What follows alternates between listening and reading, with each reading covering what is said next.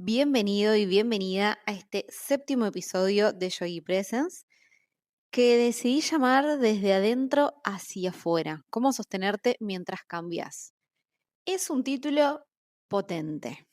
Es un título un poquito pesado, pero no te asustes.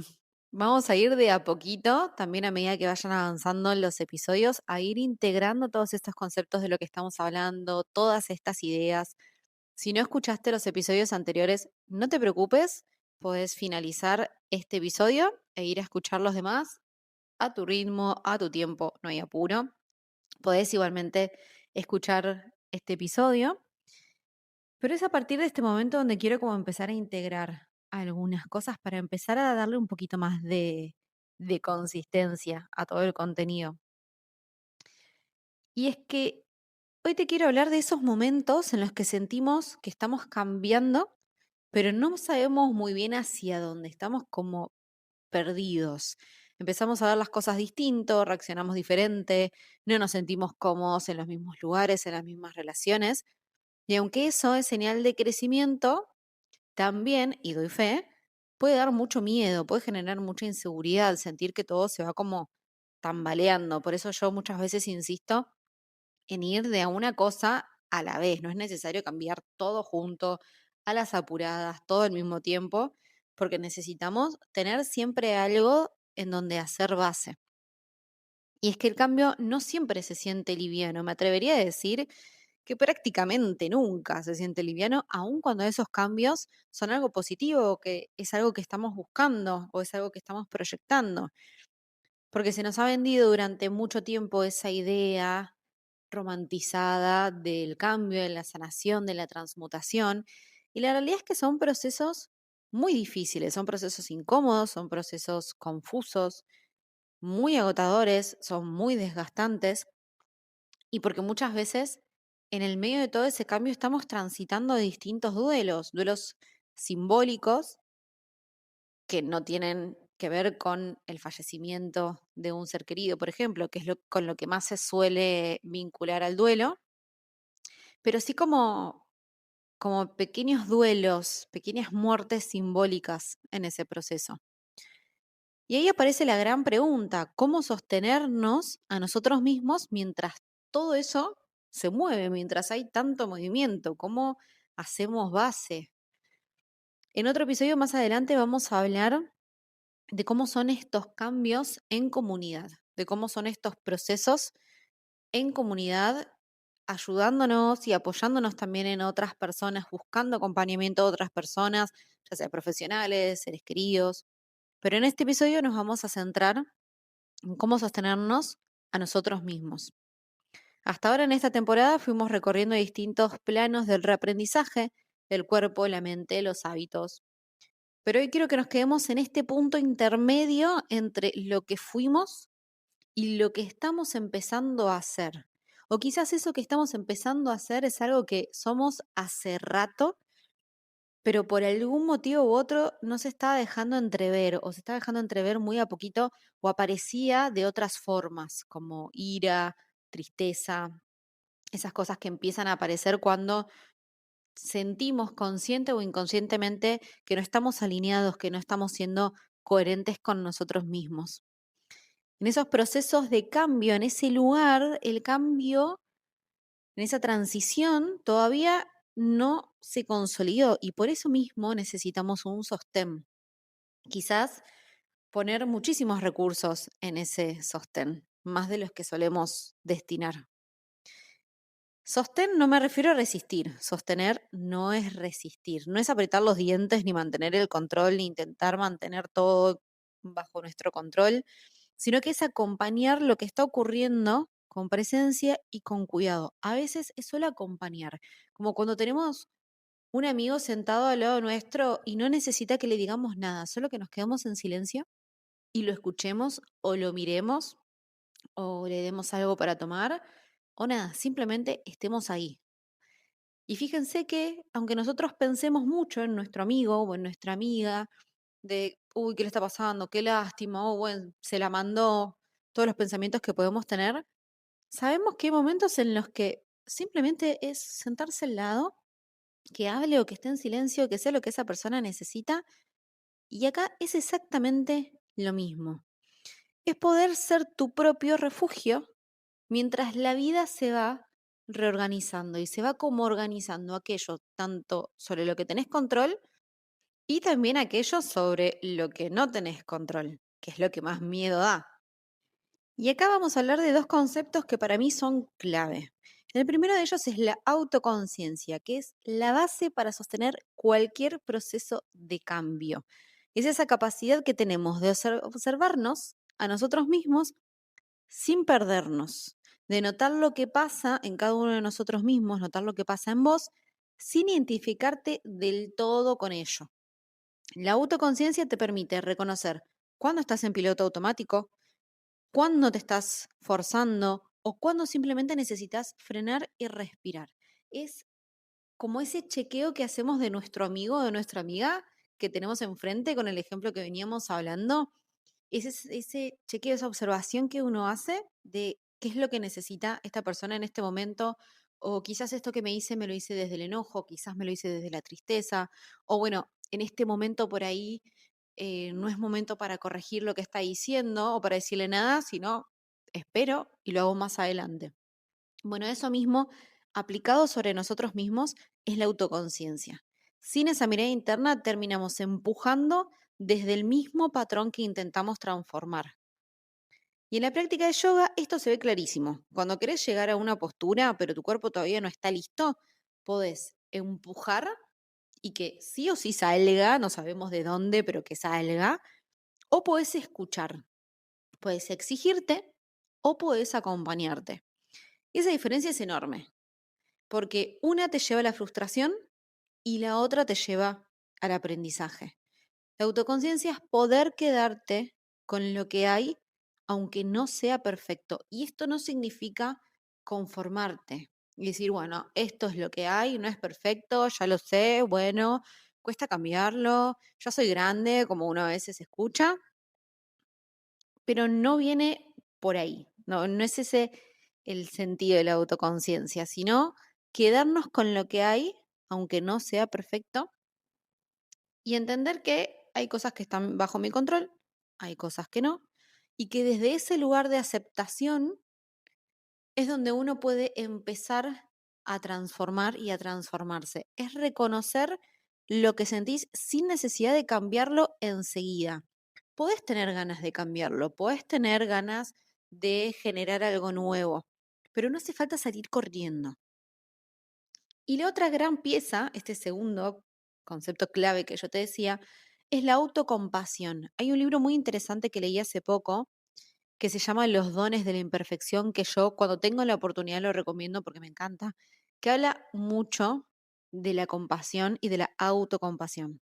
No hablo de justificarte o de quedarte cómoda o cómodo en lo que duele, sino de tratarte con la misma amabilidad con la que acompañarías a ese alguien que amas. Probablemente seas como yo, ojalá que no, pero a mí me pasa muchísimo y es una conversación que tuve hace poco con unas amigas incluso, de cómo sería hablarnos a nosotros mismos con de la misma manera en la que hablamos a una amiga. Por ejemplo, si mi amiga está mal, está pasando un momento difícil, o mismo quizás no es un momento súper difícil, pero nada, está frustrada por algo. Bueno, ¿qué palabras le digo yo? Y la mayoría de las veces, si yo me pongo a analizar, son palabras mucho más dulces y mucho más lindas que las que me digo a mí misma. Entonces, muchas veces ese chip que intento cambiar es decir, che, ¿cómo le diría a mi amiga si estuviese transitando esto? Y ahí empiezo a hablarme mejor. Cambiar implica muchas veces volver a sentir lo que antes evitabas, inseguridad, duda, tristeza, culpa. Por eso están estos miedos que decíamos al principio. Pero el cuerpo y la mente solo pueden procesar eso si se sienten a salvo. Hablamos también en un episodio anterior de qué función cumple la ansiedad, esto de que nuestro cuerpo, nuestra mente buscan protegerse a sí mismos, entonces cuando se sienten amenazados ponen los recursos en protegerse. Entonces, ¿cómo puedo poner mis recursos en un proceso de transformación si no me siento a salvo y pongo esos recursos en protegerme? Es más o menos como ese pensamiento lógico, que obviamente no es el pensamiento lógico el que soluciona todo, pero empezamos como a poner un poco las cosas más en palabras. Y no puedo sanar algo que estoy juzgando. Es como, volvemos al ejemplo del amigo, es como que esté pasando un mal momento, una relación, por ejemplo, y yo empiezo a decirle, no, porque hiciste tal cosa y fíjate tal otra, y empecé a tener, bueno, todo eso es como que incita a un círculo vicioso, violento, en donde no estamos resolviendo nada y bueno, ya está. No podés sanar algo que estás todo el tiempo juzgando. Volvemos a lo mismo. Estamos hablando de un juicio negativo sobre eso que estás buscando, sobre esa situación que estás transitando. Podemos observar esa situación y hacer una evaluación, un análisis de esa situación, pero acá estamos hablando de prácticamente un hostigamiento. Y por eso la autocompasión es tan importante, porque crea un espacio interno seguro donde vos mismo, vos misma, no te sentís juzgada por vos misma, porque en definitiva es como si nosotros fuésemos víctimas y victimarios de nosotros mismos. Entonces, la autocompasión lo que nos propone es crear un espacio interno seguro y un lugar donde puedes ir sin tener que huir, que eso es importantísimo. Cuando puedes quedarte ahí con todo lo que aparece, empieza a pasar algo hermoso, que es que las cosas se empiezan a transformar. No te diría que por arte de magia, porque es un trabajo profundo, como venimos hablando, pero empiezan a pasar cosas. En el fondo, si bien la transformación es profunda, no hay tanto análisis detrás a veces, que es un poco lo que venimos a proponer desde Yogi Presence con el concepto de presencia, justamente.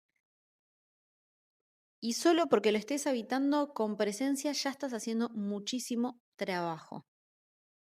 Tu cuerpo es el primer reflejo de cómo estás sosteniendo tus procesos.